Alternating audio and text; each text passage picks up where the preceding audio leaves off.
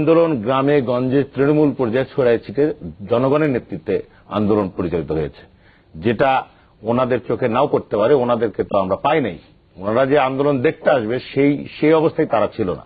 অতএব 3 তারিখের কথা যেটা বলছেন আপনারা, যেটা সাইদি সাহেবকে কেন্দ্র করে যে ঘটনাটি ঘটেছিল, গুজবের মাধ্যমে চাঁদে দেখা গেছে, গুজবের মাধ্যমে যেটা ঘটেছিল, যেটা শাহজাহানপুর থানাকে ঘেরাও করা নিয়েও, যেখানে সেনাবাহিনীর হস্তক্ষেপের পরে বিষয়টি বগুড়া জেলা আওয়ামী লীগের সভাপতির বাড়িতেও একটি ঘটনা ঘটেছিল।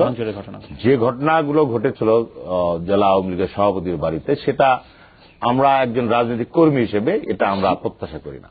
কিন্তু ওনারা বারবার এটা চাপে দেওয়ার চেষ্টা করে যে বিএনপি জামাত তারা করেছে, কিন্তু ওইদিন কোন নেতৃবৃন্দকে কোন মাঠে, কোন কর্নারে, কোন রাস্তায় তাহলে এটি দায় কে নেবে? এটার দায় ধরনের সহিংসতা যেটা ঘটেছে, এটা জনগণের রোষ, জনরোষের সম্মুখীন হয়ে কিছু ঘটনা ঘটতে পারে। জনগণ কিভাবে বেড়ে আসছে, কাউকে ডাকতে হয় নাই, যে কোনো ভাবে। আর সাইদিকে তাদের দেখা গিয়েছে এই কথা বলে মানুষ বের হয়ে আসছে, তাহলে সাইদি কোন মাপের মানুষ?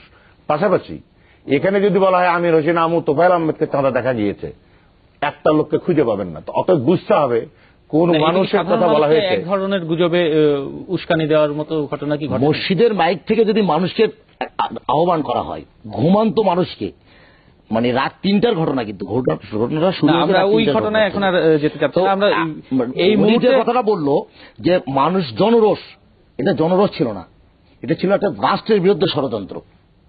এটা ছিল একটা রাষ্ট্রের বিরুদ্ধে ষড়যন্ত্র, একটা সহিংসতা করার একটা উপলক্ষ মাত্র, আর কিছুই নয়।